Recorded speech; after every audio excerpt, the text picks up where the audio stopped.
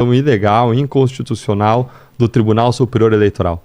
Então, esses votos que deveriam representar a soberania popular, o poder de transformação do povo, são, na verdade, hoje algo inútil, porque estão sendo cassados e anulados por uma decisão injusta. Queria entender isso. Em que pé está? É reversível ou não é essa cassação? É difícil de ser revertida, mas é possível que ela seja revertida, Vilela. Nós vamos trabalhar até o fim por isso, não por um mandato, não por mim, mas sim pela representatividade dessas 350 mil pessoas que acreditam no trabalho que a gente fez, acreditam na mudança que a gente quer implementar na luta contra a corrupção, na luta contra a impunidade, na luta por democracia, por liberdade, por justiça, por um país melhor, e depositaram sua confiança neste mandato.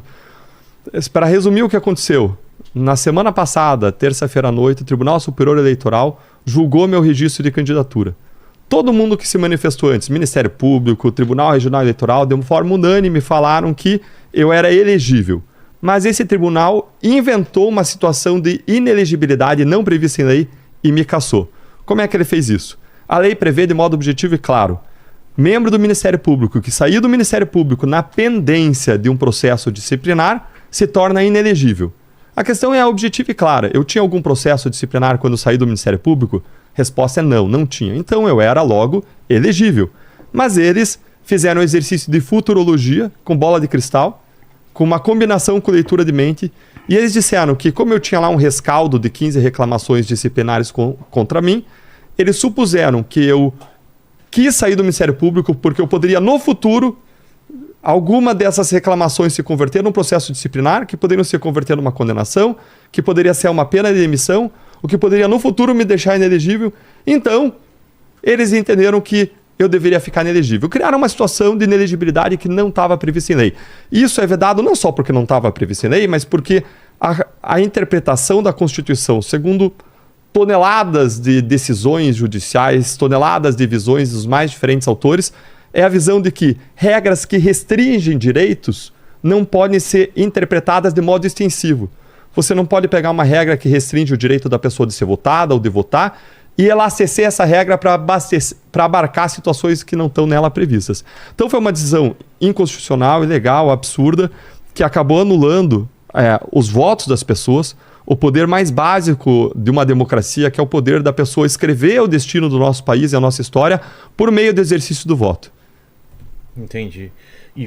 Você entendeu mesmo? Entendi. Mas foi uma votação unânime, né? Porque eu acho bom isso ficar muito claro para as pessoas. Porque o que o Deltan está colocando é o seguinte: tem uma previsão na lei de ficha limpa que diz o seguinte: se você é um funcionário público e você responde ao PAD, que é um processo administrativo disciplinar, que é um procedimento que vai averiguar se você cometeu alguma irregularidade enquanto funcionário público. Se você sai do cargo e tem o PAD em curso, você se torna inelegível, porque aí você está, digamos, fugindo de uma punição. O que aconteceu com o Deltan? E aí quais foram as decisões do TSE e do Supremo Tribunal Federal?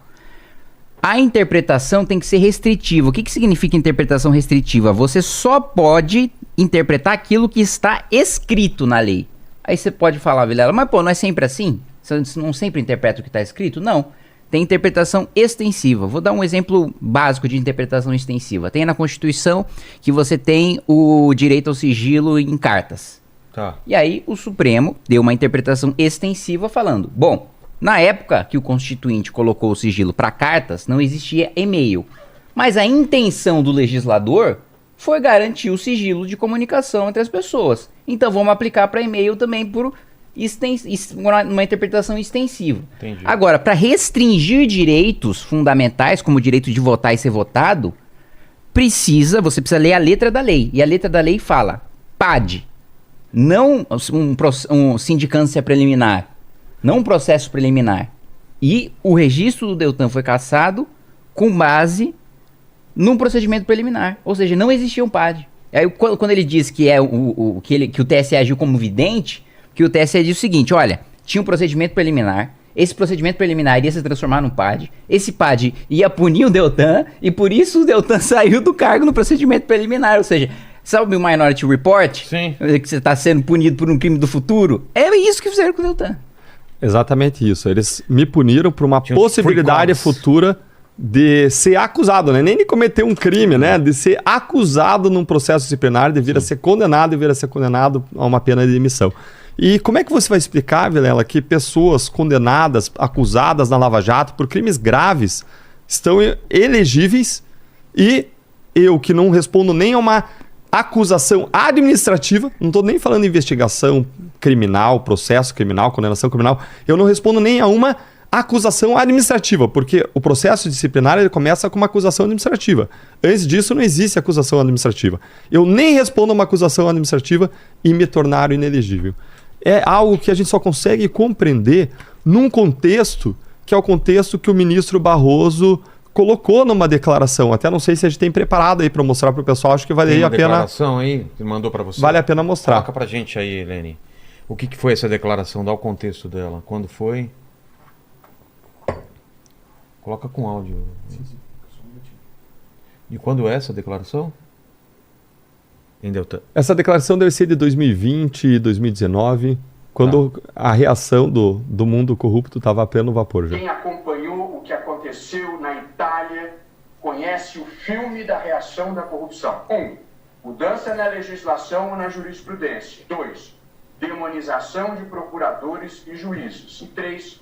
Tentativa de sequestro da narrativa e de cooptação da imprensa para mudar os fatos e recontar a história. Na Itália, a corrupção conquistou a impunidade. Aqui entre nós, ela quer mais. Ela quer vingança. Quer ir atrás dos procuradores e dos juízes que ousaram enfrentá-la, para que ninguém nunca mais tenha a coragem de fazê-lo. No Brasil, hoje, nós temos os que não querem ser punidos, o que é um sentimento humano e compreensível. Mas temos um lote muito pior, que é o dos que não querem ficar honestos nem daqui para frente.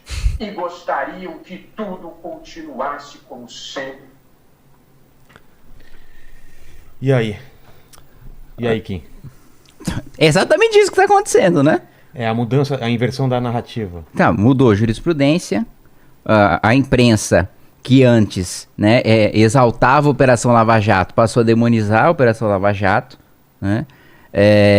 Tem jornalista que fez carreira cobrindo Lava Jato. Exato. E que depois, de repente, se transformou na pior coisa do mundo, né? Por que você acha que está acontecendo isso? Ué, é exatamente quem roubou, é exatamente quem cometeu o crime reagindo porque tem poder para reagir.